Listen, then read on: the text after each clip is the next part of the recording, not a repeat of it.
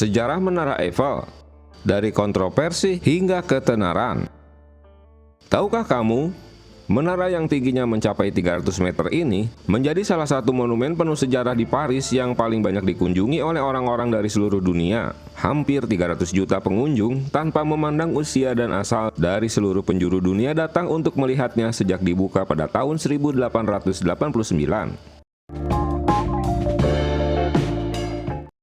Menara Eiffel, La Tour Eiffel, atau ada juga yang menyebutnya Menara Prancis, telah menjelma sebagai simbol Prancis di dunia.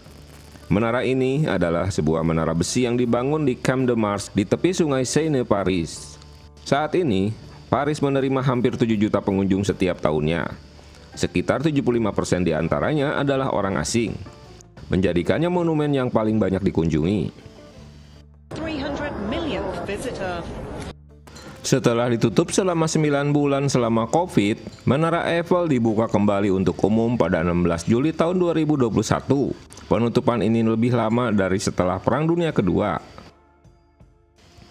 Meskipun saat ini Menara Eiffel menjadi ikon yang terkenal di seluruh dunia dan menjadi salah satu dari 7 keajaiban dunia, ia sebenarnya menyimpan sejarah yang penuh liku. Sejarah Menara Eiffel. Eiffel et de Compagnie, sebuah perusahaan milik arsitek dan insinyur Prancis bernama Alexandre Gustave Eiffel yang lahir di tahun 1832 hingga 1923. These modern buildings, the area consisted mainly of factories. Outrageous project. At first, Merancang dan membangun menara besi ini untuk Exposition Universelle atau pameran dunia pada tahun 1889 yang memperingati 100 tahun revolusi Prancis. the two engineers had the aim of breaking a record. In fact, nothing had even come close. Dipilih lebih dari 100 rancangan yang masuk, menara ini akan bertindak sebagai pintu masuk ke acara tersebut. Tempat orang-orang dari seluruh dunia berkumpul untuk menyaksikan atraksi avant-garde, termasuk segala sesuatu mulai dari pertunjukan teater dan pertunjukan musik hingga penemuan inovatif dan temuan ilmiah lainnya. Desain dasar menara ini diperkenalkan ke Eiffel oleh insinyur Eiffel et de Compagnie Maurice Koechlin dan Émilie Nouguer.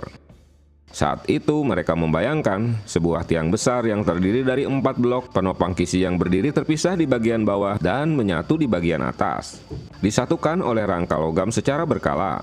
Estetika yang belum pernah terjadi sebelumnya ini digambarkan oleh Koechlin dalam sketsa awal pada tahun 1884. Cetak biru Menara Eiffel dibuat tahun 1884. Setelah mempelajari desain awal, Gustave Eiffel setuju untuk membangun visi mereka. Dia bekerja dengan arsitek Stephen Sauvetre, insinyur sipil Émilie Nouguer, dan insinyur struktur Maurice Koechlin untuk membayangkan menara tingkat tinggi setinggi 300 meter yang terbuat dari besi tempa itu berdiri dengan gagah meski harus menghadapi terpaan angin.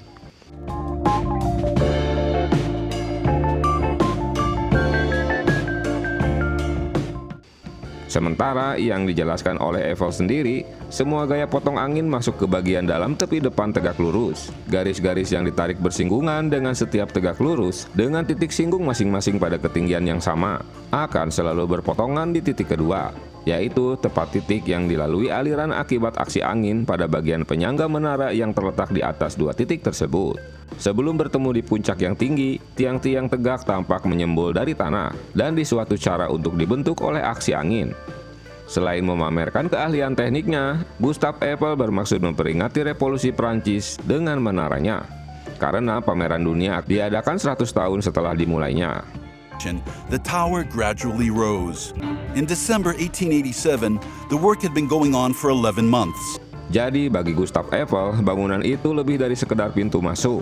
Namun bangunan itu akan menjadi ungkapan rasa terima kasih Prancis. Faktanya, Menara Eiffel masih digunakan sebagai titik fokus perayaan Hari Bastille 14 Juli dan Malam Tahun Baru. Meskipun desain Eiffel untuk pameran tersebut disetujui, tetapi tidak sedikit masyarakat yang tidak setuju dengan desainnya yang belum pernah ada sebelumnya. Bahkan sebuah kelompok protes yang terdiri dari para arsitek, seniman, komposer, penulis, dan penggemar keindahan Paris yang sampai sekarang belum tersentuh. Komentar dan kritik yang pedas, serta kecaman yang keras bahkan hinaan pun muncul terkait proyek pembangunan menara tersebut.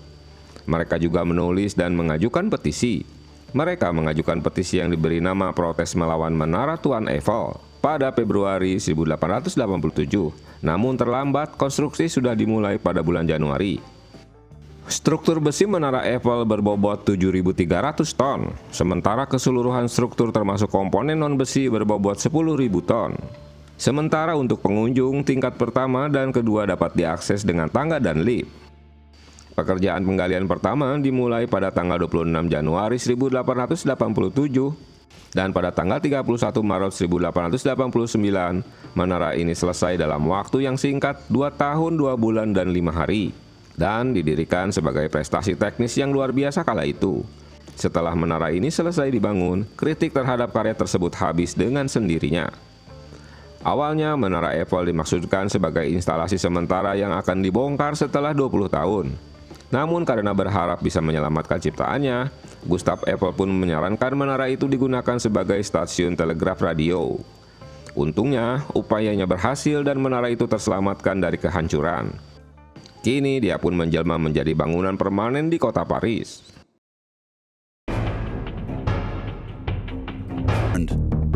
The drop in attendance was spectacular. Bahkan menjadi monumen yang paling terkenal di dunia saat ini. Aerial you had at your disposal, but Ferrier wasn't supported by his superiors. Untuk mengenang kesuksesan Gustave Eiffel, film Eiffel adalah film biografi romantis Prancis tahun 2021 yang disutradari oleh Martin Bourboulon, menceritakan kisah Gustave Eiffel, insinyur di balik Menara Eiffel. Maman. Ta mère et moi. Dan hubungannya dengan gadis pujaannya bernama Adrienne Bourges. Sayang cintanya kandas karena ditentang calon mertuanya. Aujourd'hui, et on va se marier. File dans ta chou. Mis en demeure. Ça dit que si dans 2 mois on n'a pas atteint le... Et moi, parce qu'on est engagés ensemble dans ce...